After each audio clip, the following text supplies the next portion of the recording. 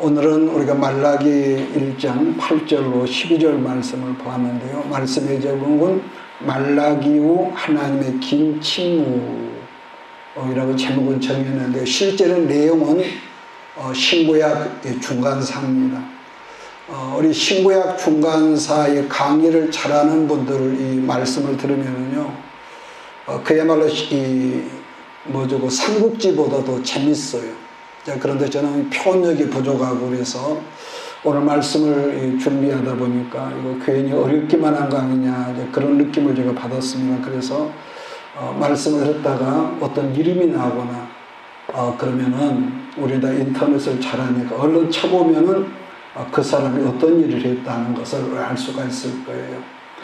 자, 그러면은 그동안 우리가 말씀을 배웠듯이 하나님의 은혜로 이스라엘이 바벨론에서 그 포로 70년을 있다가 에레미야 선지자가 예언했던 그대로 70년이 차갈 무렵에 귀환을 해서 이제 그들이 와서 하나님의 성전을 재건축을 했고, 그래서 오랫동안 또 허물어져 있던 예루살렘 성벽 재건 공사도 느헤미야 총독을 통해서 완공이 지금 마무리가 됐단 말이에요. 그러니까 문제는 총독이었던 느헤미야가 성벽 공사를 마무리하고 잠시 페르시아에 돌아간 이후에 또다시 이 사람들이 포로지에서 돌아온 이 사람들이 제정신에서 헷가닥해가 어떻게 합니까?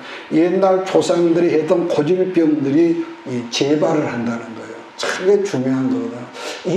안 이랬으면 좋은데 사람은 이런다. 이것이 그 사람들만 일이냐? 아니요. 여러분도 똑같습니다. 우리가 말씀에 치중하지 않으면은요, 먹고 살만하면 꼭 그 짓으로 우리가 도진다. 이게 병이거든요. 그러니까 하나님께서 내가 너를 이만큼 내가 복을 줄 거야 예정을 하셨는데도 우리는 요만한 것 때문에 만족 거기에 빠지다 허우적거리다 보면은 그것 때문에 축복이 뭐가 된다고 그랬습니까? 독이 된다고 그랬습니다. 그래서 나는 여러분 말씀하지만 정말로 축복이 축복되고 예수님 만나던 사람들마다 다시 살아났던 것처럼 여러분들과 우리 모두를 만나는 사람들이 여러분을 통해서 소성하는 그런 예수의 상수와 같은 그런 사명을 감당하기를 주의로 부탁합니다. 그래서요, 어느 시대나 이 영적으로 앞선 지도자들이 변질이 돼버리면은요, 백성들은 어떡하죠? 저절로 변질돼요. 그러니까 부모가 영적으로 살아 부모가 신앙이 변질되면 자녀들은요 거의 100%입니다.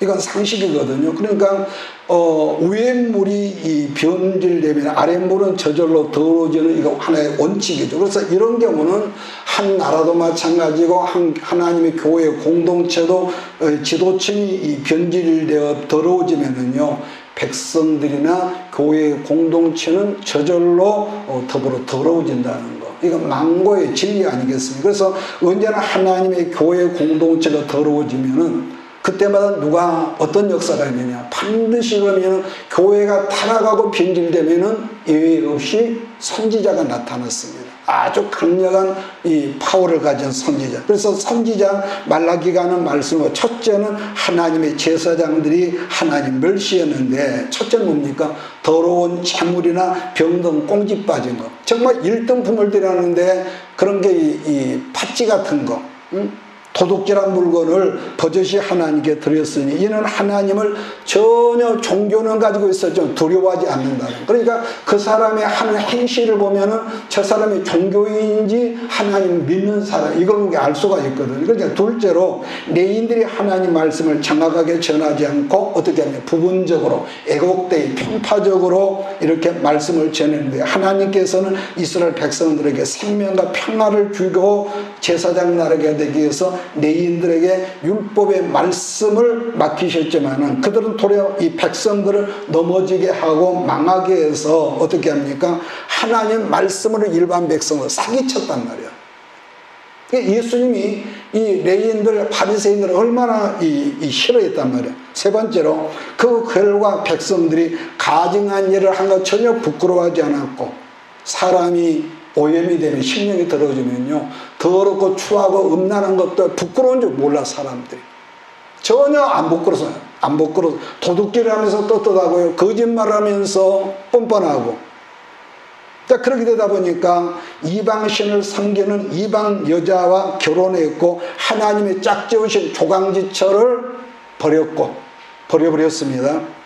그래서 행악자의 이 도둑질에서 성공한 사람들을 부러워하고 모방을 하면서 그걸 축복을 받았다가 또 말을 하고 뿐더러 11조 생활을 전혀 안 했기 때문에 말라기가 뭐라고 하면 너희가 하나님을 도둑질해서 그냥 이스라엘 뭐라고 우리가 언제 하나님을 도둑질하냐고 오히려 이렇게 항변하는 그런 거 뻔뻔한 걸 우리가 보거든요. 그래서 예루살렘 총독이었던 느헤미야가 예루살렘 성벽을 재건하고 잠시 아까 말했죠, 페르시아로 이 귀환한 사이에 대제사장이었던 누구냐, 엘리야십이라는 이 사람입니다. 이게 참 문제거든요. 이 사람이 주도하에 백성들이 이방 족속과 연합해서 아까 말한 대로 이방 여자들과 첩을 들이고 제사장이 그랬다니까. 그렇게 하면서 안식일을 범할 뿐더러 이방 사람들을 성전 안에 들여놓고 또 11조를 도둑질하고 이렇게 말씀을 편벽되이 자기들 위주로 하나님 말씀 위주로 하는 것이 아니라 그렇게 했다. 그래서 하나님의 지혜와 은혜를 구하자 이와 같은 작태로 말미암아 말라기 선지자가 나타나서 아주 날카롭고 경고의 이 말씀을 전하는데 누가 차라리 성전문을 닫아버리는 사람이 나타나서면 좋겠다. 하나님이 얼마나 괴로웠으면 그렇겠어요. 그러면서 하나님이 야곱을 사랑하셨고 에서를 미워하신 이유가 뭔 줄 아느냐? 야곱은 비록 실수가 있었고 허물이 있었지만은 하나님을 두려워하고 경외하는 것이 있었던 반면에 에서는 뭐죠? 사람들이 별로 착실하고 성실하고 그랬지만은 하나님을 전혀 두려워하는 것이 없었기 때문에 성경은 하나님은 에서를 미워했다 그렇게 표현한다는 거죠. 그 옛날 남왕국 유다 백성들이 이럴 때가 있어. 이 므낫세라는 히스기의 아버지가 통치할 때에 엄청난 우상들을 음란하게 섬겨 아들들을 불에 집어넣어 태웠거든요. 그러나 이 므낫세 왕을 본받아서 옛날 아모리 사람들의 행위보다도 심하게 타락을 하니까 하나님은 잠시 제사장 나라를 아예 뭐라고 합니까? 멸망시켜 버리신 그때가 좀 있었습니다. 근데 지금 상황은 포로지에서 70년 만에 돌아온 이스라엘 백성들이 재건된 예루살렘 성전에서 또다시 어떻게 합니까? 하나님을 이렇게 경멸히 하고 하나님께 더럽고 힘있고 도둑질한 재물을 갖다가 바치고 있었으니까 하나님께서 그들을 버리실 것이라고 지금 날카롭게 책망한다는 거죠. 자, 그러한 까닭에 이스라엘 떠나신 하나님은 이제 오늘 본문에 있는 이방 백성들 가운데서 하나님의 이름을 크게 부르며 깨끗한 이 제사를 드리는 자를 찾아서 그들로 하여금 하나 영광을 돌린다면서 이제 구약의 모든 문들이 닫아져 버리고 이스라엘이 그때부터 이제 끝나버린 거죠. 구약이 쉽게 말하면 구약의 이 말라기를 일단 끝나버렸어. 그리고 나서 400년 동안 하나님께서 전혀 침묵하셨는데 그러한 상황을 우리는 뭐라고 그러냐? 신구약 중간기라고 합니다. 신구약 중간기. 그래서 이런 부분에서 반복하는 것은 어떤 지도자 된 사람이 특별히 나쁘기 때문이 아니라 사람은 누구를 막론하고 여러분도 나도 하나님 앞에 의롭다고 우리가 여길 뿐이지 실상은 우리가 우리 자신을 보면 뭡니까? 교만하고 가증하고 더럽고 이중적이고 이걸 우리가 안다는 말 누가 말하는 것이 아니라 내가 나를 알아. 여러분 그래서 우리 안에 이렇게 잠재된 악함이 밖으로 표출되는 걸 방지하는 유일한 대안은 하나님을 첫째는 뭐죠? 두려워할 줄 알고 아무도 안 보는데 어떡해 이러면서 도둑질하고 함부로 누구 흉보고 이간하고 그래서 성경이 뭐랍니까? 네 입에서 말 그대로 내가 들었거든 내가 너 그렇게 행할 거야 그랬다는 거. 그러니까 둘째는 제사인 예배가 허물어져. 늘 제가 이건 늘 강조를 하지만은 예배가 허물어지면은 다른 것은 저절로 허물어지고 그 자손들이 허물어진다. 그래서 신구약 중간기를 흑암기 또는 하나님의 침묵기라고 말하지만은 그 하나님은 그 이스라엘 사람이 볼 때 침묵기였지만은 그 침묵기 속에서 하나님은 당신의 영광을 위해서 일하신 것. 자, 지난번에 말씀은 창세기 50장의 창세기 끝나고 출애굽기 1장으로 우리가 넘어오지만은 그 한 장 속에 몇 년의 침묵기가 있었다고 기억합니까? 거기서도 400년이란 말이에요. 400년. 400년을 침묵해. 그래서 출애굽기 1장으로 막 들어가면은 거기서 산파들 얘기가 나오잖아요. 그러니까 그 400년 동안에 하나님 뭘 하셨느냐? 하나님은 당신의 백성 만들게 작업을 하셨다고 지난 시간에 제가 누누이 말씀했죠. 그래서 마찬가지로 구약과 신약 사이에도 이번은 무슨 일을 하나님이 하셨냐면은 하나님의 복음이 온 세상에 아주 굉장히 빠른 속도로 전파될 수 있도록 첫째는 언어를 통일시키시고 그 다음에 이 복음을 가진 사람들이 재빠르게 움직일 수 있는 길을 만들었단 말이에요. 그동안에.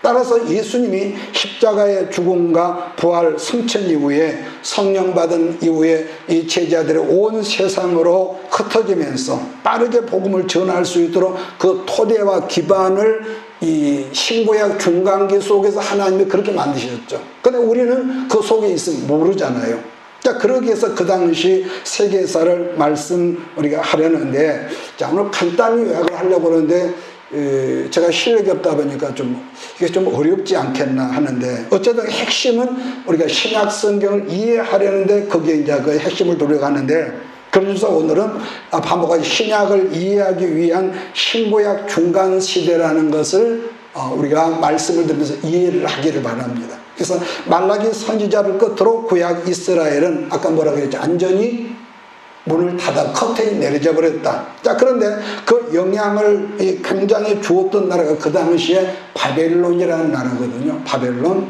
이 바벨론 제국이 70년 동안을 그 근동 지역을 안전히 지배를 했었고, 이제 페르시아에 의해서 망했다는 것을 다니엘 성경에 보면 있거든요.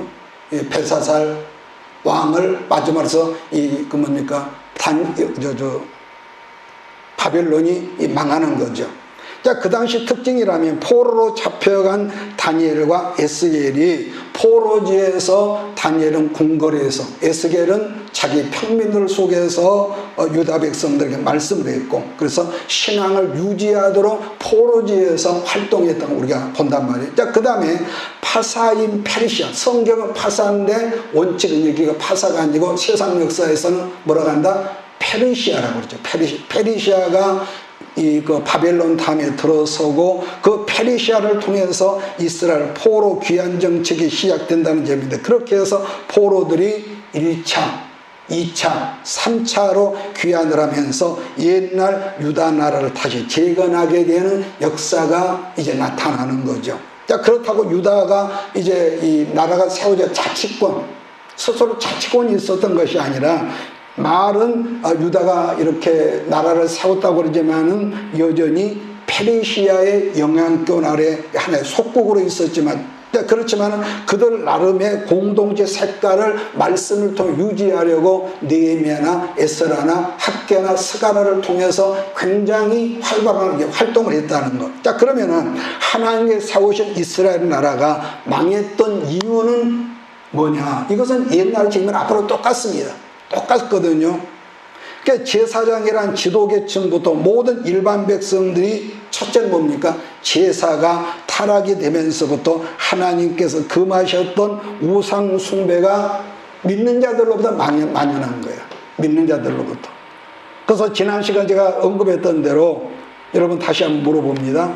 흰색이었던 내가 검정색이었던 저 사람과 섞이면서 그들 모두가 무슨 색으로 바꿔졌다고 그랬습니까?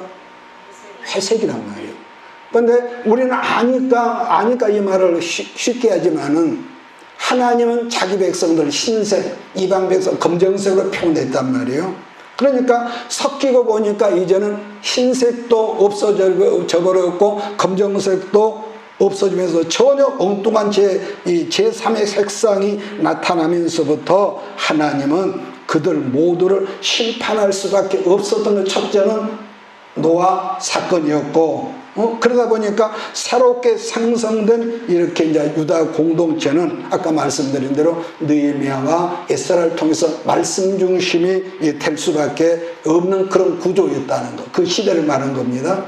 자, 그렇게 해서 결국 에스라를 중심해서 말씀의 부흥이 일어났었고, 그게 바로 유대교회의 시초입니다. 그것이 유대교회의 시초.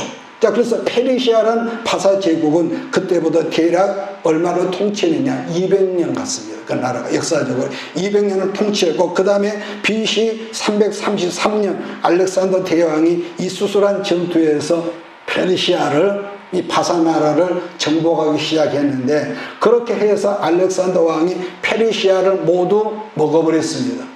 먹어버렸거든요. 그 알렉산더 대왕이 통치는 대략 역사를 보면은 30년 동안 지속이 됐지만은 이 알렉산더 왕이 33세 젊은 나이로 요절을 하거든요.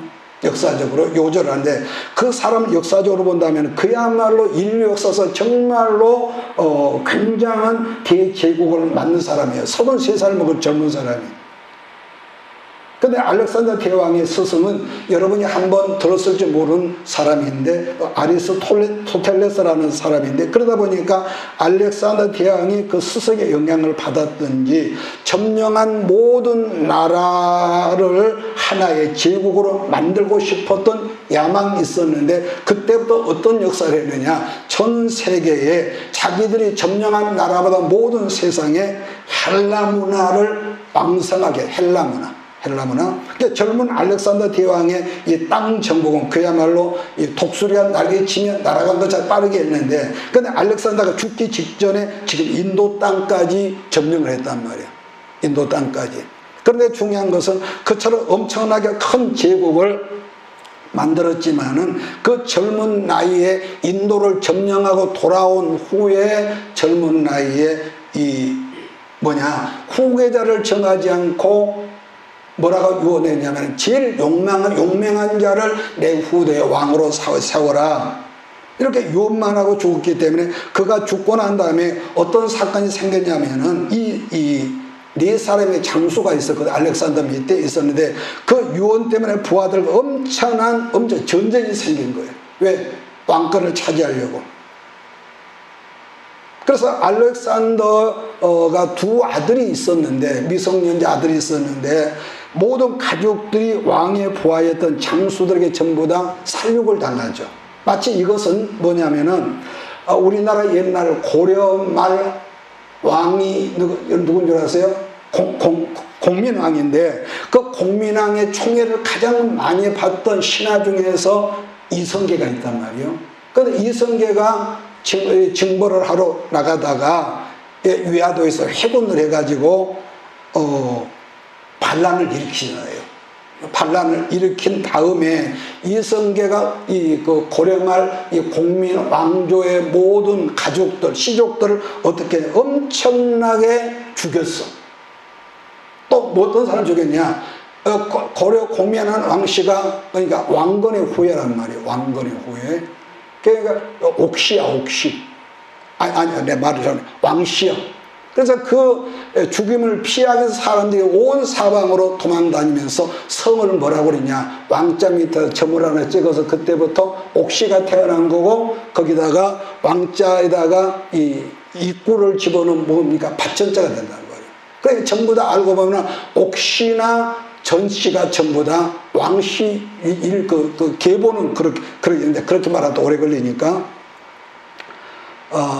그렇듯이 그런 일이 알렉산더 대왕 가족들에 나타나기 때문에, 아버지 하나가 죽으니까 온 이 집안이 완전히 멸족이 된 거죠. 그래서 알렉산더 왕이 정복한 땅마다 뭐가 있었느냐, 어떤 정책이냐면, 그곳 정복한 땅의 모든 여자들과 이 그리스 사람들과 이 결혼을 시켜서 그 후손들로 말해 그리스 문화를 만들려고 했던 아주 탁월한 왕이었죠. 물론 알렉산더 왕도 누구하고 결혼했냐면 바사나라 페르시아 공주하고 결혼을 했다고 역사는 말하는데, 그래서 알렉산더가 정복한 모든 땅에 그리스어입니다. 지금 그리스어인 헬라어를 공용어로, 지금 그 영어처럼 오늘날 우리 한국어가 점점 공용어가 된다, 그런 말을 하는데, 이 공용어로 사용을 하게 했는데, 그렇게 해서 그때부터 소위 헬레니즘, 이 인본주의 문화가 만들어졌던 거. 그렇게 해서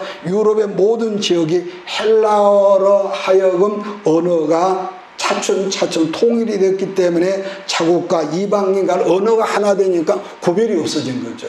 근데 이것은 그랬다라가 아니라 이 속에 하나님의 역사가 있었다까 제가 그랬잖아요. 그러니까 알렉산더 왕이 헬라어 언어를 하나로 이 공통 언어 때문에 무슨 일이 나중에 있었냐면은 온 세상에 복음이, 성경이 빠르게 전달할 수 있었다는 것은 그야말로 하나님의 놀라운 섭리가 이 속에 알렉산더를 통해서 있었다는 것. 그래서 언제나 세상 역사는 어떤 악한 사람으로 말미암는 이 거지만은 사람이 만든 그런 역사 속에는 언제나 하나님의 놀라운 섭리적인 어떤 계획과 뜻이 있는데 근데 우리는 모르죠.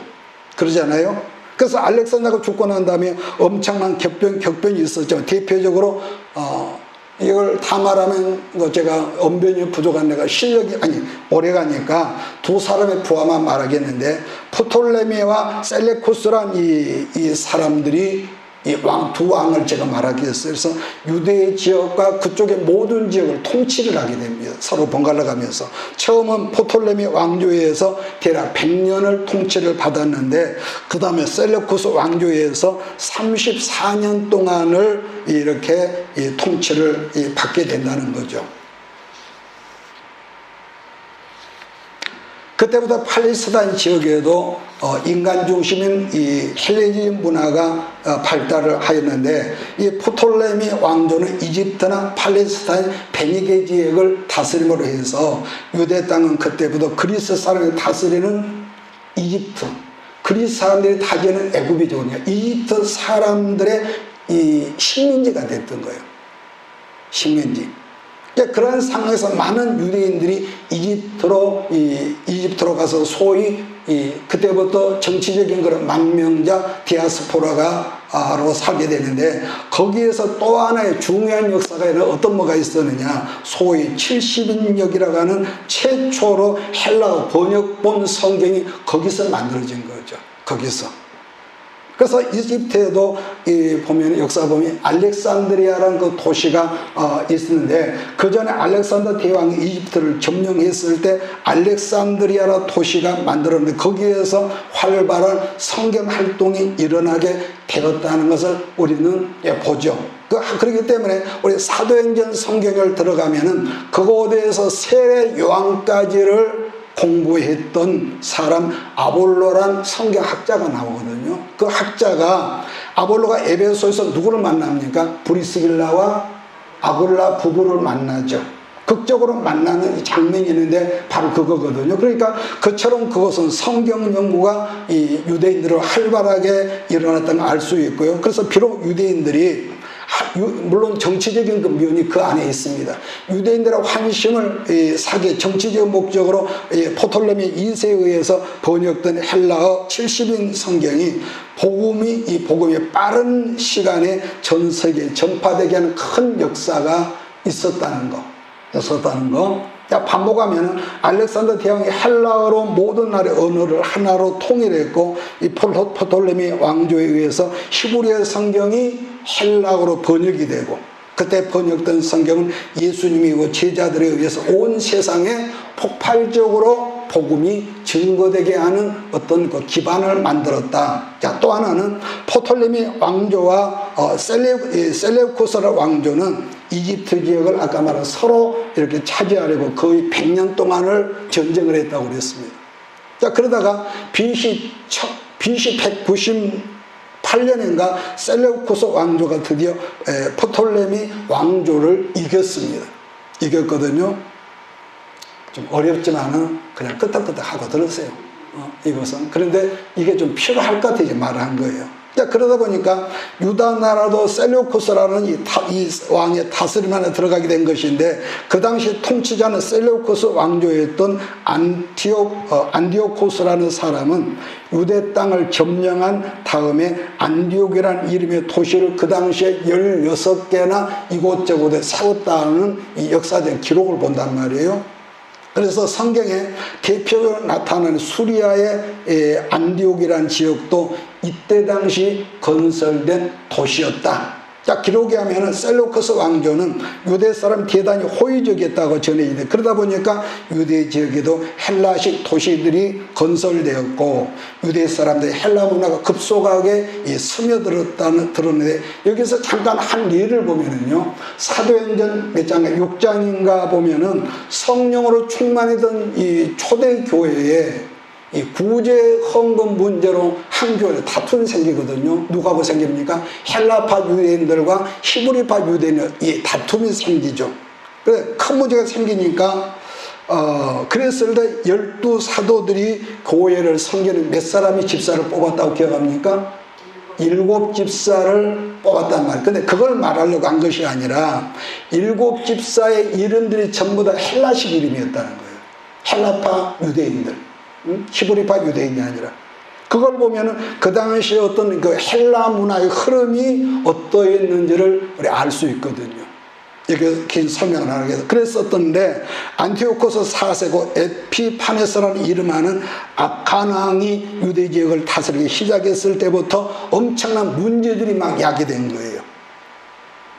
그 당시 이 프톨레미 왕조랑 이 전쟁이 계속되었고, 또 하나는 그때는 로마가 막 신흥국으로서 옛날에 바벨론처럼 일어나고 있었던 때인데, 로마와 전쟁을 했지만 프톨레미 왕조가 지면서부터 로마에 조공을 들여야 하는 그런 상황이 돼버렸습니다. 자, 이제 엄청난 조공이 필요하니까 어떻게 하겠습니까? 그 정복 국가들을 쥐어짤 수밖에 없었던 점인데, 그러다 보니까 정복했던 땅 유대인들을 쥐어짜서 강제로 엄청난 세금을 거두게 했다. 자, 그렇지만 거기까지는 견딜 수가 있었겠죠. 거기까지는.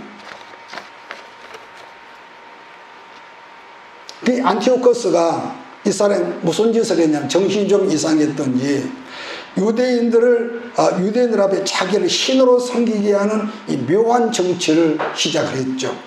또 하나는 예루살렘 성전 안에 자기가 섬기는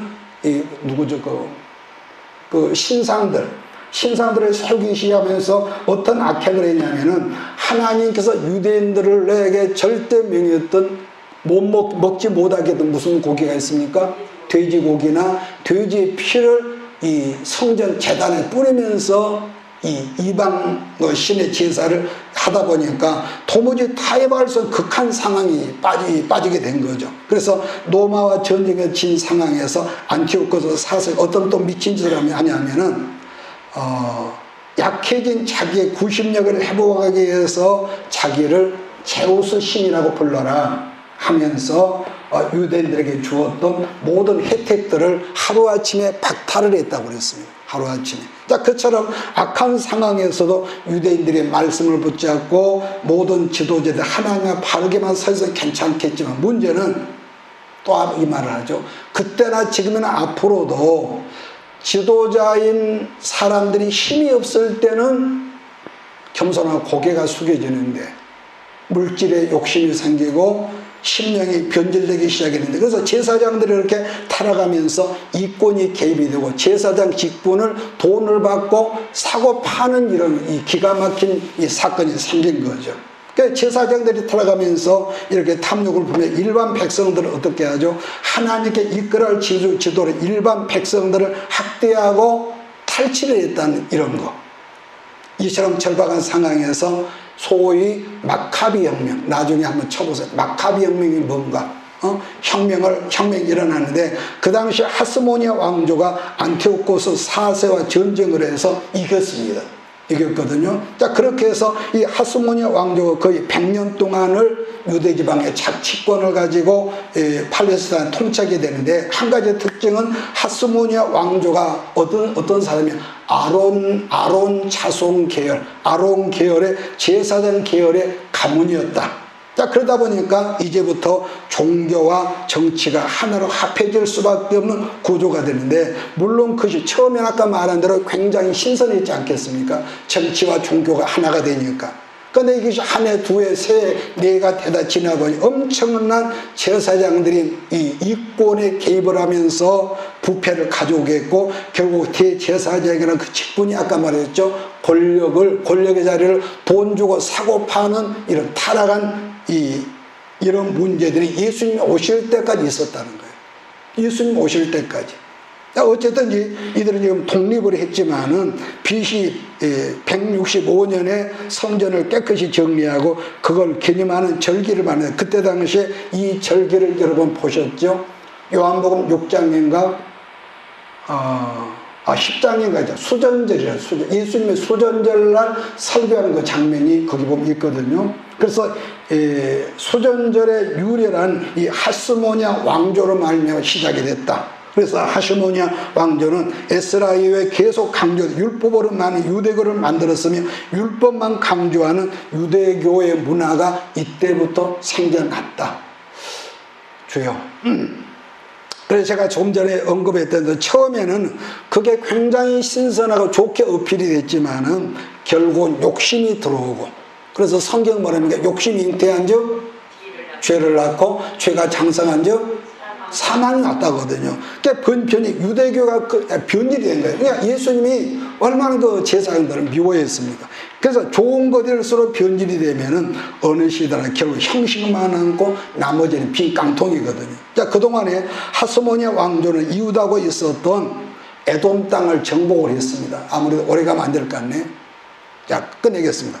정복을 했는데 본래 에돔족이었던 안티파스를 에돔의 총독 자리에 세워놓고 너희가 이제부터 우리 유대에 조공을 바치도록 해라 이랬습니다. 자, 그런데 이 안티파스가 엄청난 이 잔머리꾼 사람이었는데 간단히 말하면은 잔머리의 대가란 말이에요. 얼마나 머리가 찰던지. 아마 지금 정치판에 어떤 사람은 이 시선 가진 사람. 잔머리꾼 안티파스가 뭘 그때 하냐면은 신생국가 로마가 당시 엄청나게 막 불처럼 일어난 부상하는 걸 그가 봤단 말이에요. 그래서 안티파스가 그 잘난 잔머리로 예계 정책을 시작했던 건데, 로마 당국을 찾아가서 지금 자기는 지금 그 유대의 시민이란 말이에요. 그래서 보니까 로마 당국에 찾아가서 당신들이 유대를 점령해주면은 우리들이 당신의 충견이 될 테니까 유대의 하스모니아 왕조들을 쫓아내고 우리가 그 대신에 그들을 다스릴 수 있도록 해주십시오. 얼마나 달변가였든지 로마가 충동을 받아가지고 이 유대를 점령을 했죠. 그러니까 하스모니아 왕조보다 더 큰 로마의 세력을 빌려다가 지금 상황을 완전히 180도로 뒤집을 이 술수를 쓴 것인데, 그런 모든, 그러니까 음지가 양지가 돼버렸죠. 속고 식민지였던 에돔족이 이제는 오히려 이제 유대 나라를 다스리게 됐단 말이에요. 로마 때문에. 그래서 그 모든 상황이 역전이 되고 유대 나라는 1차적으로 우리가 성경에 헤롯 안티파스라는 사람이 다스리기 시작했고, 그러니까 이 헤롯 위에는 누가 있습니까? 지금 로마가 있단 말이에요. 헤롯은 유대를 다스렸고 헤롯 외에는 지금 로마가 있는데, 그러다 보니 이스라엘은 이중적인 압제를 받은 거죠. 이중적인 압제. 자, 그러면 구체적으로 이 헤롯 안티파스가 누구냐면 예수님 출생 당시에 예수를 죽이려 했던 누굽니까? 대헤롯의 할아버지예요.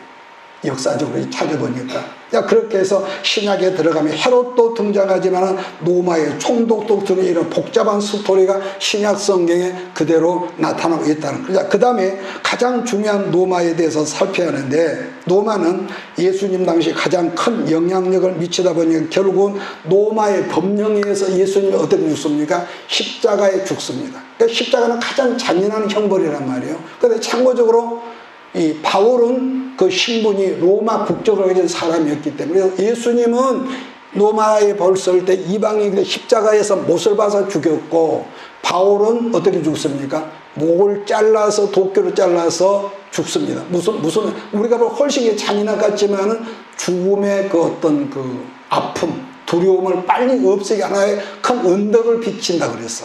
그때는 그랬던가 봐요.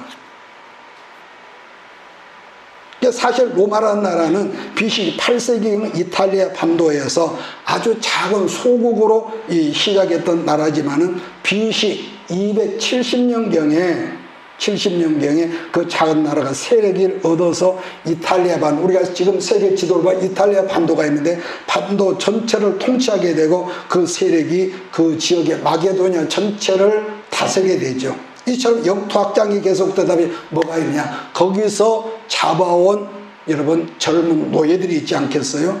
문제는 엄청난 숫자의 노예들로 말미암아 일반 백성들이 먹고 살 길이 없는 거야. 왜? 모든 노동력이 일반 백성들에게 가버리니까, 노예들이 하니까 자기들이 일할 시간, 직장이 없어졌단 말이에요. 막 백성들이 막 불평이 일어나니까 이 불평을 잠재우기 위해서 로마 정국에서 뭘 했느냐, 소위 콜레세움이라는 곳에서 노예들과 당시 활동했던 검투사들이 벌린 죽음의 스포츠, 사람을 찔러 죽이는 스포츠를 이 당국에서 무료로 관람을 해줘요. 막 굉장히 우리가 그런 영화도, 배너라는 영화에도 보면 그렇게 있지만은, 근데 아무리 재밌어도 먹고 사는 생존 문제하고는 이것이 한계가 있는 거 아니에요. 그래서 결국은 BC 73년에 73년부터 71년 사이에 이 스파르타쿠스라는 난리가 생기는데, 그런 혼란 때에 부유한 군인, 장군들 개개인이 그때는 그랬던가 봐. 돈 많은 장군들이 부하 군인들을 엄청나게 거느렸던 모양이죠. 사병들이 있었는데 그때 군인 정치가 들어서서 권력을 장악하면서부터 소위 삼두 정치가 있어. 삼두. 자, 이것을 한번 찾아보세요. 나중에 삼두 정치가 뭔지. 자, 그럼 삼두 정치라는 것은 쉽게 말하면 세 사람이 동시에 다스리는 정치를 삼두, 이 두자는 머리두자 아니겠습니까? 자, 그 당시에 나타났던 사람들이 안토니우스나 옥타비우스나 유명한 이집트의 여왕 누구죠? 클레오파트라가 이제 등장을 하죠. 특히 안토니우스는 옥타비누스의 누나와 결혼했지만은 나중에 안토니우스가 이집트의 여왕 클레오파트라와 연애를 합니다. 연애를. 원래는 옥타비누스와 연애를 했는데 이 여자가 지조가 없이 양다리를 거치게 된 거죠. 그래서 여자 문제로 전쟁이 일어나지만 결국은 옥타비누스가 승리를 하게 되고 클레오파트라가 다시 옛날 애인에게 찾아 아양을 떨지만 거절당하니까 독사를 물려서 스스로 자살을 하죠. 그래서 그 다음에 로마 언론에서 옥타비누스에게 아우구스티누스라는 칭호를 받게 하고 로마 초대 황제가 된 거죠. 황제. 이 사람이 누가복음 2장에 나타난 그 사람이거든요. 제가 찾아보겠습니다. 그때 가이사 아구스도가 영을 내려 천하로 다 호적하러 하였으니, 이 사람이 동일인물이란 말이에요. 그러니까 이처럼 신구약 중간 시대를 간략하게 제가 좀 쉽게 설명하면 좋겠는데, 이렇게 어려우면 좀 졸음이 오거든. 그래서 빨리 끊는데 쉽게 이해하면 좋겠는데, 어쨌든 이해하기 쉽지 않겠지만 그래도 이런 역사적인 내용을 좀이라도 듣고 알게 되면은 신약을 읽기 시작하면 이때가 이 사람의 보니 나타나는 어떤 이런 시대였구나 이해가 된다고 봅니다. 그래서 이 부분에서 보는 것은 사람들은 그때는 힘이 생기면은 첫째로 남을 괴롭히기 시작하고 탈취를 하고 거짓말하고 전혀 악으로 특세를 하는 것처럼 보이죠. 그럼에도 그 내면에는 뭐가 있습니까? 하나님의 놀라운 섭리의 물줄기가 생수처럼 흐르게 한다는 거예요. 흐르게 한다는 거. 알렉산더 대왕은 전 세계를 통치하기 위해서 아까 뭘 만들었다고요? 헬라 문화를 만들었고 언어를 통일했거든. 왜? 그래, 자기 민족을 전부 다 만들기 위해서. 또 로마는 전 세계를 가지고 싶어서 로마에서 온 세계로 이 길을 만드는 거예요. 그래서 그때부터 생긴 말이 모든 길의 결말은 로마로 통한다. 그런 말이 있었던 거죠. 그래서 가지고 싶어서 전쟁을 했고 길을 만들었다. 이처럼 모든 인간은 오직 자기 욕심을 위해서 역사를 만들지만 그는 하나님은 인간의 만든 통일을 언어를 통해서 만들어준 그 길을 통해서 복음이 온 세계로 번지도록 하셨다. 마찬가지 우리 인생도 살다 보면 도무지 어느 순간에 이해할 수 없는 어떤 시험, 고난 가운데 있을지라도 그 고난의 사건들을 통해서 새로운 하나님의 꿈이 펼쳐지는 시점이 될 수도 있다. 비록 내가 내 눈에 보이지는 아픔이고 문제고 이 어둠을 어떻게 헤쳐나가게, 그런데 그 사건을 통해 전혀 새로운 하나님 예비된 어떤 것이 있더라는 거. 그래서 우리들 눈에는 비록 그것이 내용이 보이지 않아서 실망하고 하나님의 과연 나를 사랑하실까 이런 실망하고 그럴지라도 마음을 말씀에 고정시켜서 매일 말씀과 기도를 통해서 하나님께서 기뻐하시는 말씀 중심의 삶을 살면은 하나님께 저와 여러분 모두를 결국은 해피엔딩, 아브라함의 가정 속에 늘 하나님의 말씀하시지, 말씀할 때는 아브라함이 긍정하고 고개를 끄덕끄덕했는데 늙은 아브라함이 하나님이 가시면은 여전히 아들 문제로 고민했는데 드디어 하나님의 때가 돼서 그 가정에 이삭을 주셔서, 이삭의 뜻이 뭐라고 기억합니까? 웃음이라고, 웃음. 그래서 이삭이 나타나는 그 가정에 매일 웃음이 있는 거예요. 나는 이런 웃음의 역사가 여러분과 우리 교회 모두에게 나타나지기를 예수의 이름으로 축복합니다. 이것이